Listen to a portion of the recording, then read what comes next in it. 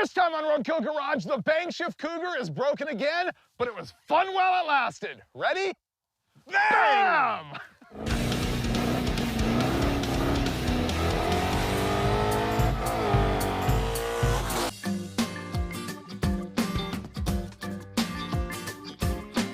Remember my 1931 Ford Model A? It's the F-Rod, or the Fraud if you prefer. Man, we teased it in the last episode. I can't wait to show you all the fabrication that's been done to this thing. But unfortunately, first, we gotta deal with finishing up Dulcich's stupid Cougar.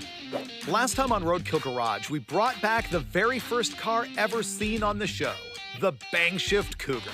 It's Dulcich's 67 model that's loaded with a 363 cubic inch Windsor and a stick. We installed a new clutch because our first one was slipping. We fought with an endless oil leak, just like we have for years. And we rebuilt the front suspension and power steering, only to get completely foiled by the brakes that were totally locked up because of a rusty master cylinder. So yeah, I said it. It's a stupid Cougar. I'm just about 100% sure that Freiburger meant to say Dulcich's awesome Cougar. And let me show you some awesomeness right here. Now, I probably should have been concentrating on some mechanicals, but check out the sweet interior. I had a chance to put the upholstery kit on the seats and put the carpet in. There's a bunch more work to do to get it perfect the way I want to, but that's not the important point here. The thing I need to do to make this car run and drive is fix the braking system. Now, this is the master cylinder I got for it. This is made for front disc brakes, so it doesn't have a residual pressure valve in the front brake port. So that's gonna fix the problem because the residual pressure valve for a drum brake setup will cause a drag with the disc brakes. And it's brand new, not 50 years old. So we're gonna be putting that in. In the back, we're just gonna rebuild the rear drum brakes. I've got new shoes, I've got new wheel cylinders, we have a spring kit, and I've got new brake drums. We're gonna check all the lines, blow them out, make sure they're all clear, and then hopefully get this thing started up and hit the road.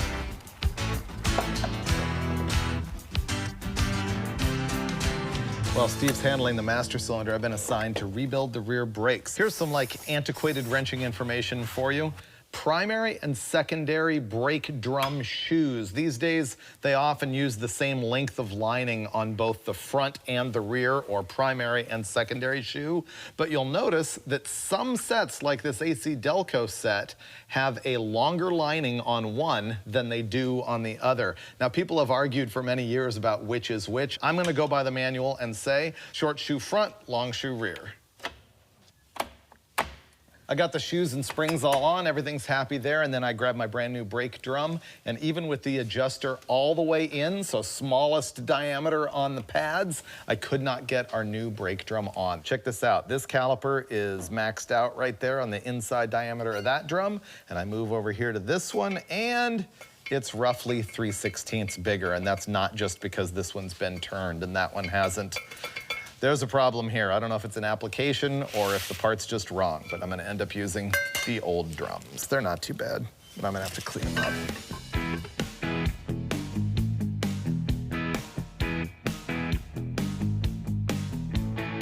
Down. Down. Up. Up. Maybe this will be our most successful brake bleeding exercise ever.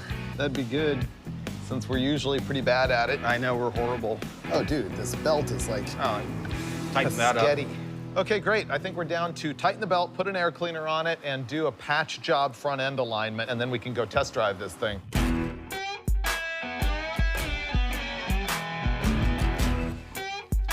The wheels make the Cougar. These are really good. The wheels, the red interior, and the stick. What I'm doing here is putting the tires on because I just want to roughen the alignment. I'm going to get it close enough so I can drive the car, but my real thing is I'm going to take it in for a professional alignment. When we rough assembled the front suspension, the thing we did was we set the thing for maximum negative caster, and the reason is that makes the car more stable at high speed. And we did that by adjusting the front strut rod to pull the lower control arm as far forward as we could, given the amount of adjustment available. The problem is, with the set that way, the tire's catching the fender, so I'm just gonna back that off some. I mean, really, you shouldn't get your alignment specs by the bodywork, but we have to deal with the reality of the situation. How to do the wrong thing the right way.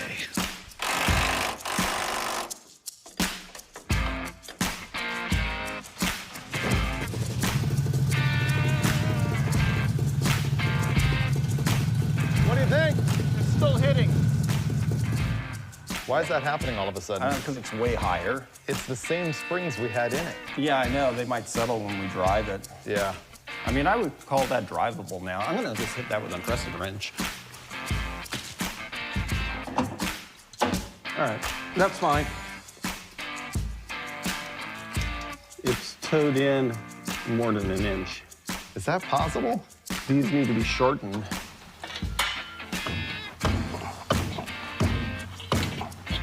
Close enough for government work?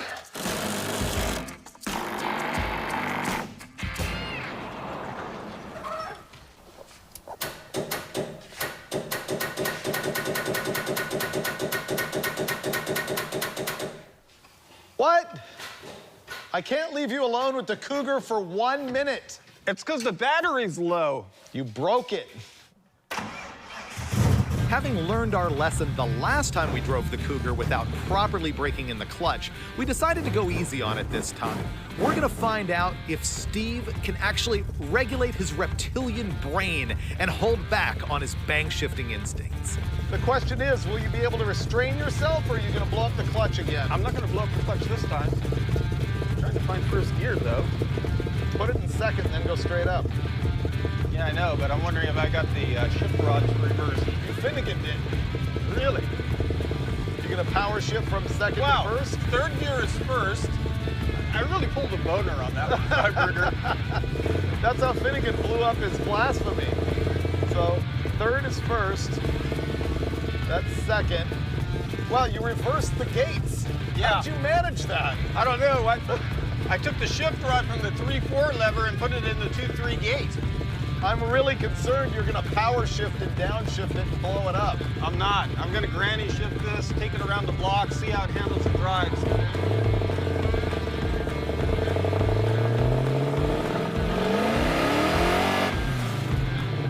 Wow, it smoked those tires. You realize that's gonna kill your clutch too. Really? Only if it slips. I think maybe we should fix that. Yeah, we're gonna have to. I don't trust it, it scares me. It frightens me too, especially after that. Yeah. Test drive 1, fail. Going back. The 363 has pretty good power. It does. Even with the 3310-2. Right. Whoa!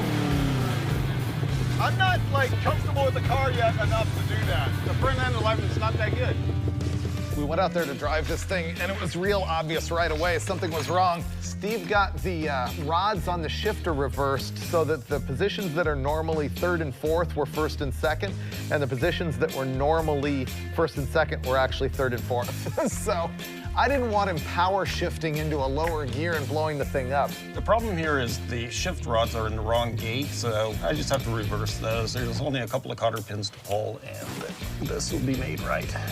That's reverse. Yeah. That's first. That's first, second, yeah. Second, first, second, Does it third, feel all right? fourth. Yeah. Right, take 2. I'm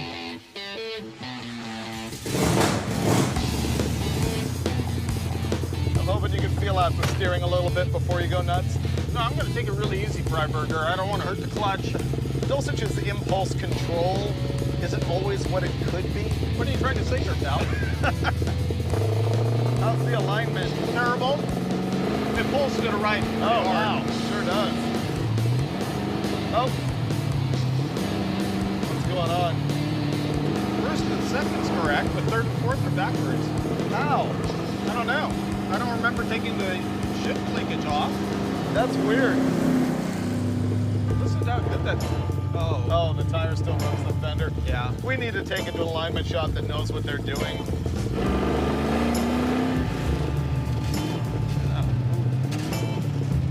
Do we have the clutch dragging a little bit? No, it's like popping out of gear. Is it hitting the floor? The shifter's hitting the floor. It is? All right, you got some refinement to do. I'm glad the shifter's hitting the floor because it's resisting your temptation to bang shift it and ruin your clutch. Yeah.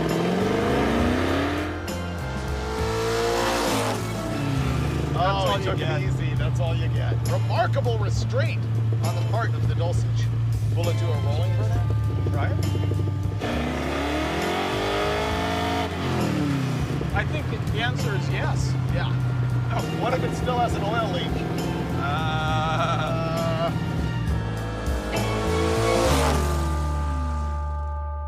F-Rod is up. That down. Well, you did that one burnout, and then I said that you had no impulse control, and he actually like took it all down to a low level, which is good, but the problem is, grab him in the Cougar, and we're gonna make him drive around all day tomorrow and take it to an alignment shop. Really? Yeah. Wiley's gonna drive it around for me? Right, so he'll break the clutch in, the brakes will be... Transmission case is flipped upside down, so I'm gonna have to fix that before I can send Wiley out and put some miles on the clutch, and then we can take it out for some real action.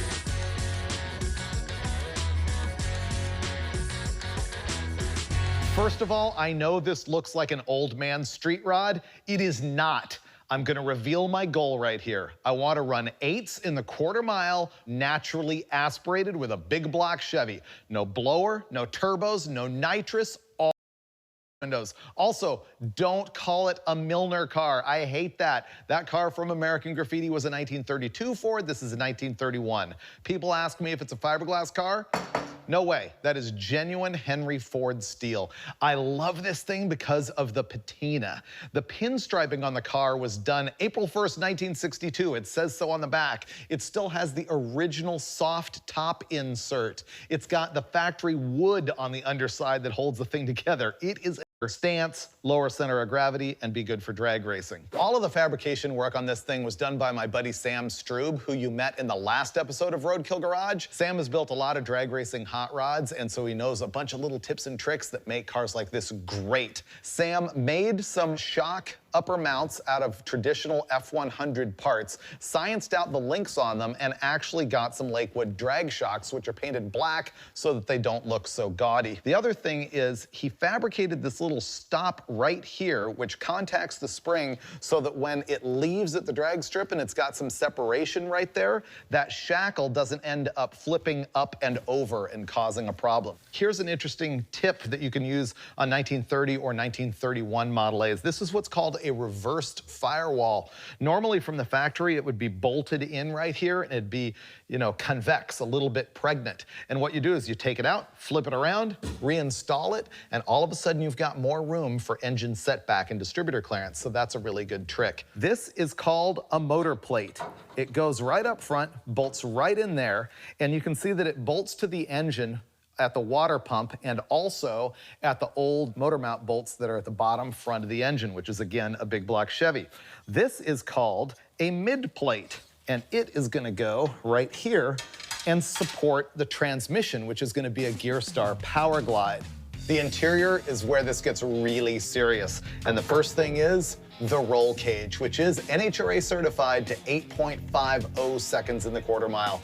The big deal about the roll cage is that I could not have lived with myself building this car if I needed down bars out the back of the body and through the trunk and down to the frame rail. The big deal is that the X bars that support the main hoop are at exactly the right angle laying over this way and exactly the right height down from the top of the bar here to fit inside the body and be legal. No rumble seat here. Watch this. Boom. I actually find this one of the more trick parts of the vehicle right here. Underneath all of this stuff, they've made a complete subfloor that's welded to the frame so that they can mount this stuff directly to the frame to keep it safe, once again, in the event of a rollover. This is one of the greatest things ever. Thank you, Sam. You pull this pit pin, and then you lift the box up, and it comes right out. See how it's got these pins right here, which engage in a bracket up at the front, and then it's got that tab on it right there that takes the pin with the cotter through it, and there you've got a toolbox. And look at those cool old stickers. This is perfect. Finally, the real beef. In order to hook this thing up at the track, we went with a ladder bar suspension and a Mosier Engineering Ford 9-inch with an aluminum center section, a spool, and 411 gears. Tim Irwin was the guy at Mosier who did us a big favor by installing all of the ladder bar brackets and the bracing and everything, as well as the mounts for the coilover shocks. And then Sam was able to measure that all out, get the whole thing as a unit, plop it right in the car, weld in some cross members, and make it good. Sam also figured out how to add a new cross member here at the very back of the frame that then has some ears on it that go up to allow a full-length QA1 double adjustable coilover shock to go up into the trunk. That's why they raised the floor for that panel that I showed you up there with the fuel cell and everything. It's got a trailer hitch receiver right here that drops down and has this pickup for the parachute mount that's gonna go right here. You can also drop this out, and should you need to put a receiver in order to tow a trailer, you could do that. From this view, you can see much better that super trick Mosier aluminum center section. I love the aluminum center section. It just makes me happy. The ladder bar works like this. The shocks are the coilover springs that suspend the weight of the car that hang off the back of the rear end housing. And then the rear end housing has a bracket for the top two arms of the ladder bar, which extends forward to a single pivot point. So the whole rear end is pivoting like this on the ladder bar, and there's adjustments to set the pinion angle and things like that. There's also 3 holes here at the front and a few in the back so that you've got some adjustment, but it's a lot more simple than a 4-link setup. Now, the last thing about traction is the tires. On the back, we've got a 15x8 traditional American torque thrust straight spoke wheel, and it's on a 29.5 by 10/50/15 Mickey Thompson slick. Those tires up front are actually moreShow drag specials. They're a 5.50/15 size, and they're super cool because they've got that square profile and the tread on them that makes them look really old-timey. Although this car was already painted when we got it, with all the fabrications and changes, there's a lot of new bars and stuff that need to be painted now, and there's a lot of touch-ups where stuff was cut off and the paint was ground through. Right here at the firewall, this area is a little rough. It's gonna need some Bondo, so I'm gonna get to work just detailing out the whole front end of this car.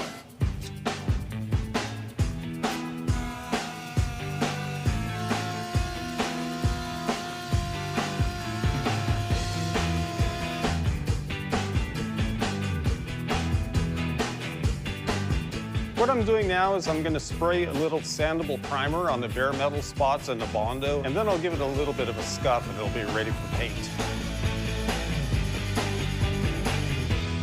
Steve, this is a very vague amount of progress.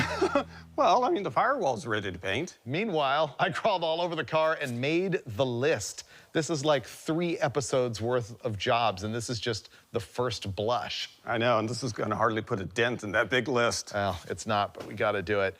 So I was going to paint the firewall with spray cans, but I realized I wanted to be able to wipe oil and gas and stuff off of it easily. Yeah. So Steve's actually going to spray it with a gun with real automotive paint. It's like hot rod black that was left over from a crop duster reject. Yeah. Yeah, but I think it'll be okay on this thing. Should be perfect. Now we got to do the whole front. I think we should use that black spray can primer again.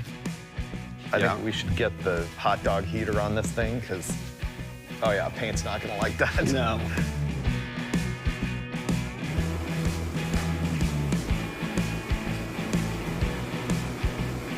I have a real problem here because the first thing that needs to happen to the car is painting everything before I can bolt parts on or wire or anything. And it's like 50 degrees in here, and you can't paint when it's that cold. I hit it with some spray paint, and it's just ripping right off. This is a bummer. Okay, I got it warmed up a bit, and I'm just gonna give it some fog coats and make it stick.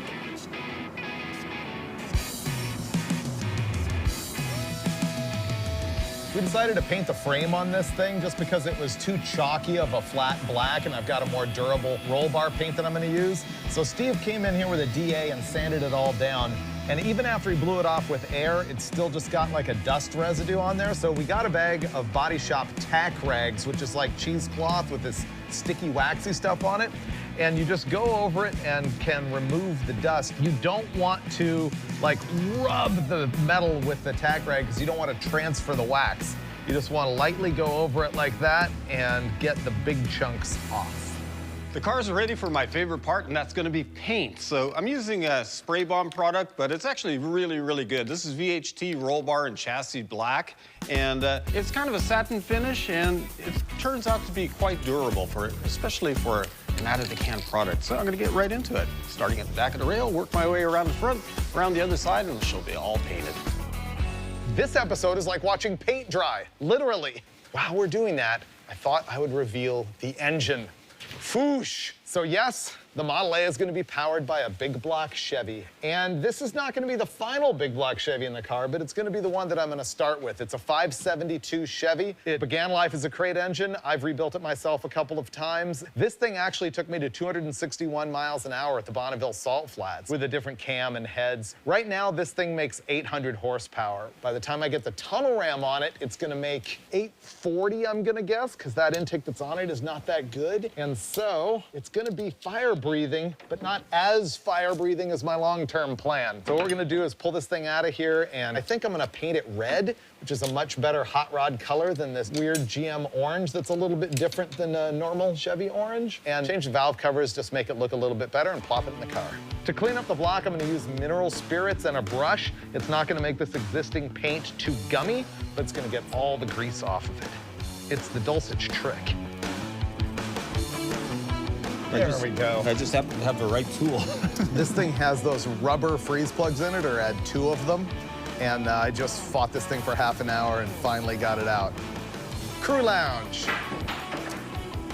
Once again, we're fighting the cold. I guess now it's like 45 degrees or something like that. And we can't even get like painter's tape to stick to the engine because it's so freezing. So we got 2 propane heaters going at it on both sides. And I'm doing detail work with a heat gun. We'll get this done one way or another. I'll just kick back while the 572 is cooking. Wait. Ooh, wait. It's way better.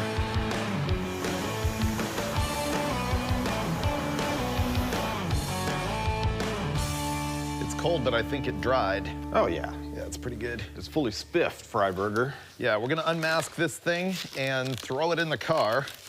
And then I've got some better valve covers to install. Yeah. But having it in the car is gonna be able to help me out with like the wiring, figuring out where the distributor is and the crank trigger. We got to figure out the headers, too. Oh yeah, that as well. Why use duct tape? You get that stupid duct tape residue all over everything, and it breaks up in pieces when you try to take it. You unmask that, Freiburger. I am not going to mess with that duct tape. Man, Dulcich just had a tantrum. Oh, look at that. Oh.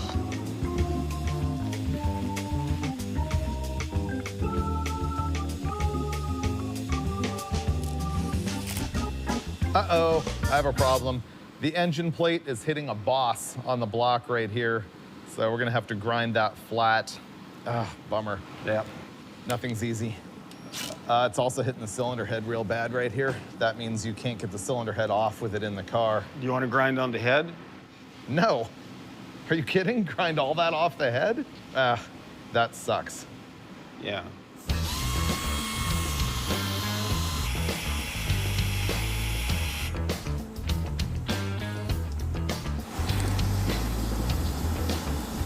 This head just barely touches the back of the engine plate. It won't once I get a gasket on the water pump. I'm just gonna space it out with a washer for right now. All right, now we'll just take it off the stand and put the rear plate on, or the mid plate, and then install it.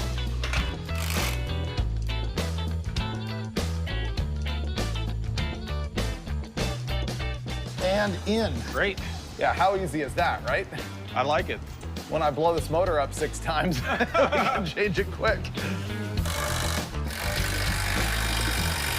And the engine is in for the first time. What do you think, Freiburger? I think it desperately needs a tunnel ram and different valve covers, and we can only solve the valve covers right now, but we're going to. Yeah, I was gonna say it looks pretty good, except for your choice in valve covers. I didn't choose them.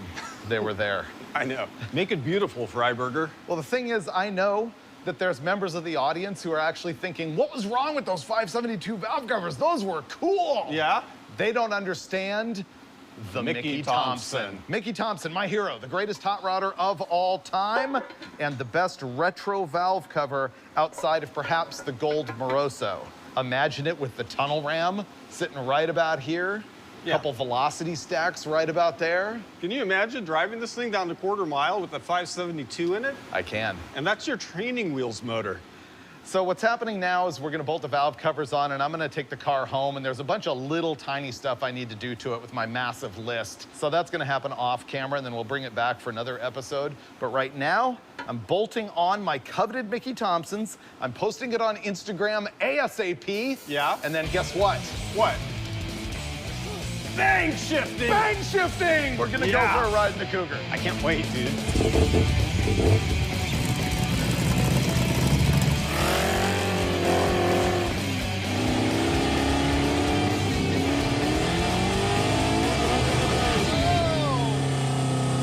You know what that was? Valve float. Yeah, you want to know why? Why? The clutch went over center.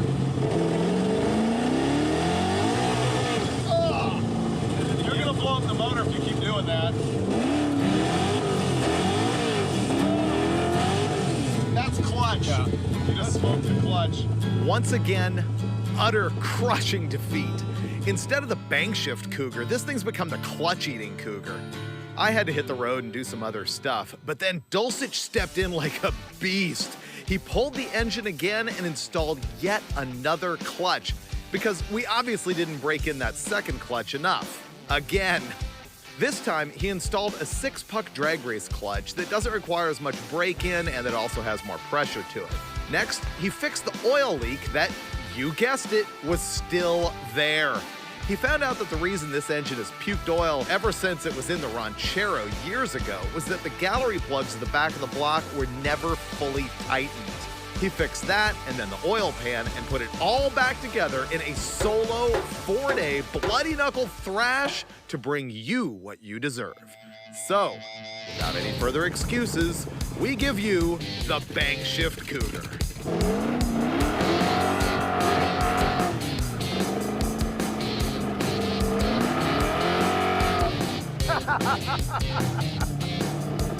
That's just to let go of the wheel and let it straighten itself out. I don't want to be one of those Mustang guys like on YouTube that smashes stuff. Yeah.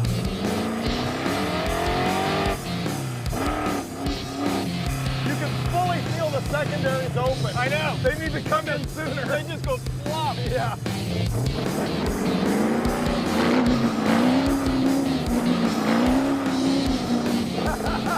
Full tank slapper.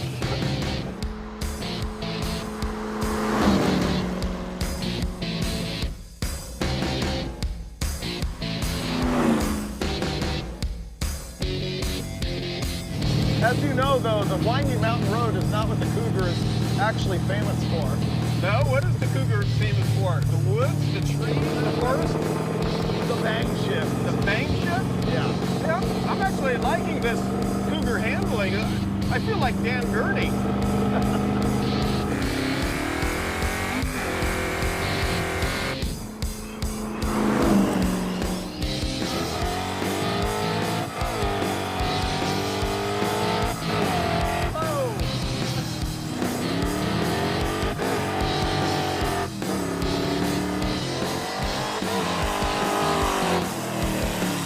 Bang-Shift Cougar is back!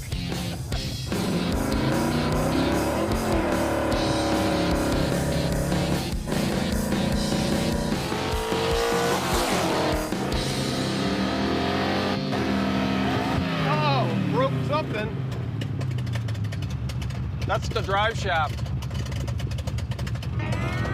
I ripped the drive shaft out of this sucker. Not good.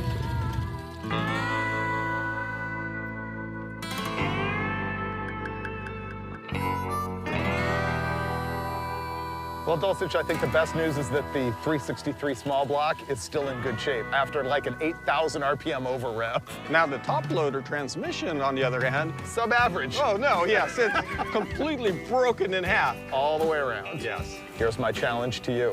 Slap a TKO in this thing, we'll put in your coilovers, do whatever else you want to do, and shoot out with the Disgusting on a future episode. Are you sure you want to take that on? Oh, I'm dead positive. And I know that's what you want to see in a future episode of Roadkill Garage. Wow, that's going to be super fun.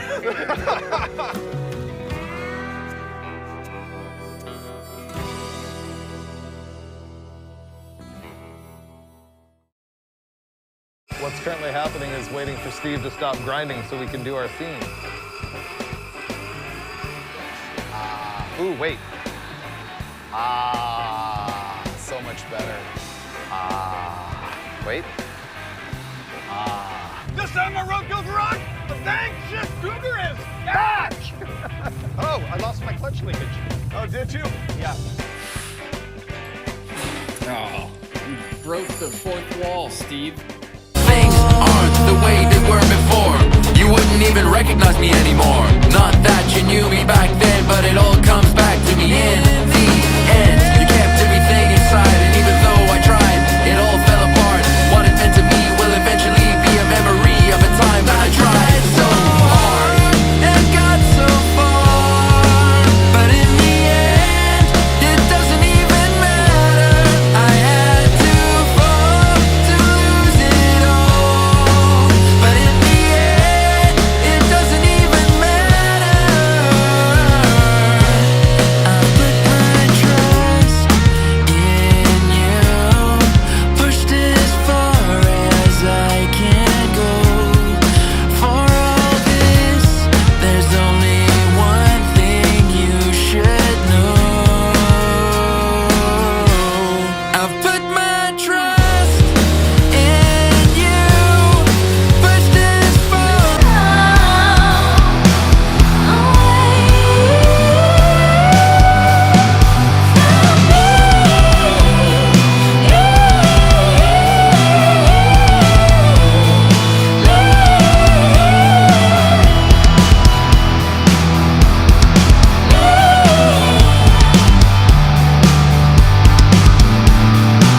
Saw you seated at the counter when I looked away. Saw you turn around, but it wasn't your face. Said I need to be alone now, I'm taking a break. How come when I returned, you were gone away?